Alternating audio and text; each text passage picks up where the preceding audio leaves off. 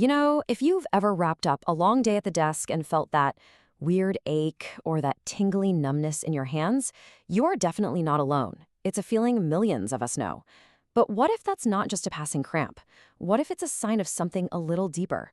Well, that's exactly what we're going to dive into. Right? That pins and needles feeling, maybe that weakness in your grip? Is it just your body being tired? Or is it actually a warning sign from that complex network of nerves running through your arms and hands? That is the big question we're tackling in this explainer. I mean, let's face it, we live our lives through these devices.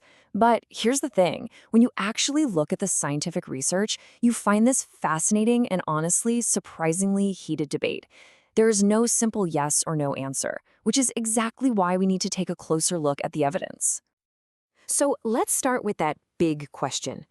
Is your computer a genuine threat to your nerves? Now, to answer that, we've got to look beyond just minor aches and pains and understand this broader category of conditions that researchers are taking very, very seriously. Yeah, these are known as work-related musculoskeletal disorders, or WMSDs, and they are a huge deal. Why? Because they don't just affect your comfort, they can actually hit your ability to work and seriously mess with your overall quality of life. So, to really get what's going on here, we have to understand the mechanics of how nerve pain happens. And that brings us to the core concept of nerve entrapment. So, let's break down the specific conditions this can lead to. First up, the one you've probably heard of, carpal tunnel syndrome. What makes it carpal tunnel is the compression of one specific nerve, the median nerve, right as it passes through this narrow little channel in your wrist. It's that pressure, right there in the carpal tunnel, that causes all those classic symptoms. Next, we've got cubital tunnel syndrome. It's a similar idea, but we're talking about a different nerve, the ulnar nerve. This is the one that runs down your arm and through your elbow. You know that crazy jolt you get when you hit your funny bone? Yeah, that's your ulnar nerve. This condition is what happens when it gets persistently squeezed right there at the elbow.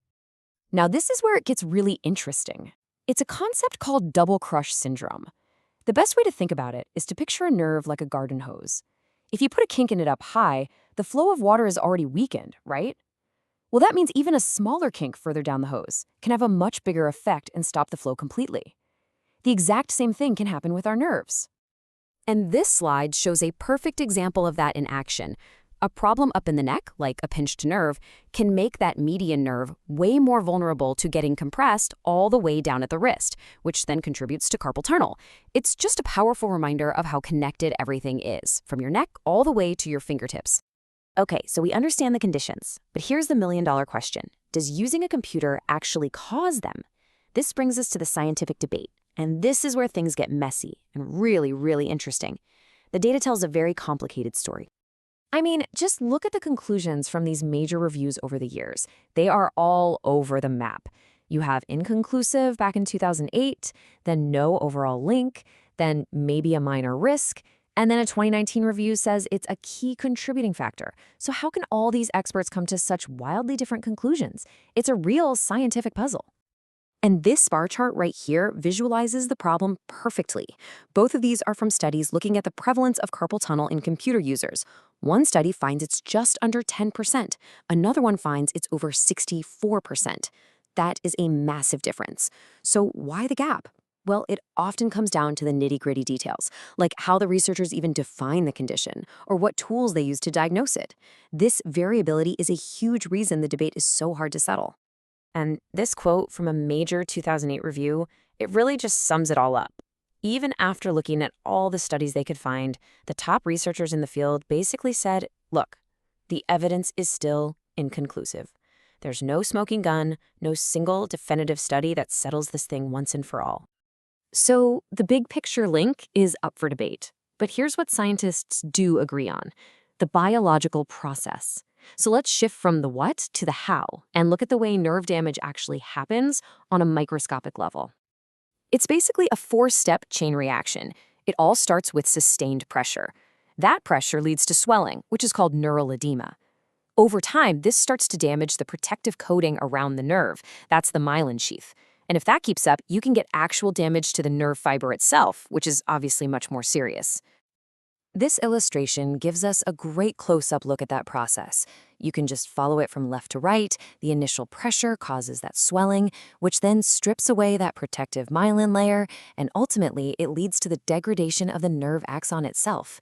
It's like a slow-motion injury happening on a microscopic level. Now, scientists have identified a critical number, 30 millimeters of mercury. That is the pressure threshold where the blood supply to the nerve can get choked off and its function starts to get compromised. Okay? Keep that number in your head. Because here's the kicker.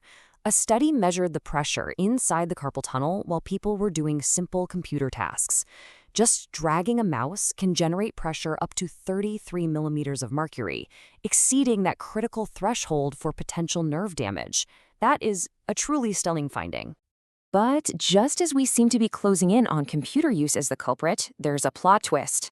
We have to look beyond the keyboard, because it turns out there are many other risk factors at play here. The reality is, well, it's far more complex. And this is where the picture gets so much bigger. This slide lays out the many different factors that can contribute to carpal tunnel syndrome. And as you can see pretty clearly, computer work is just one piece of a much larger, more complicated puzzle. The key takeaway here is that things like our own genetic makeup, our weight, and underlying health conditions like diabetes or thyroid disease can play a massive role. It is precisely this complex web of influences that makes it so difficult for scientists to just point a finger and prove that computer use is the sole culprit. So, with all this scientific uncertainty, it's easy to feel kind of helpless, right? But the good news is you're not. And that brings us to your prevention playbook. Because while the debate goes on, there are clear evidence-based things you can do to protect yourself right now. Okay, so here's your checklist for a healthier workspace. The number one goal is to keep your joints in a neutral position. That means getting your monitor set up right, keeping a good angle in your back, and this is a big one, keeping your wrists floating instead of pressing them on a hard edge. Things like wrist supports or an ergonomic mouse can really help with that posture. And critically, take breaks. Even tiny 30-second micro breaks to do some simple wrist exercises can make a world of difference. Remember, ergonomics isn't just about buying fancy gear, it's about building better habits. Look, at the end of the day, our computers are not going anywhere. They are essential to how we work and live. The science might still be evolving, but the need for proactive self-care is crystal clear. So the real question isn't whether your computer is the enemy, but what you are going to do to make it a safer partner.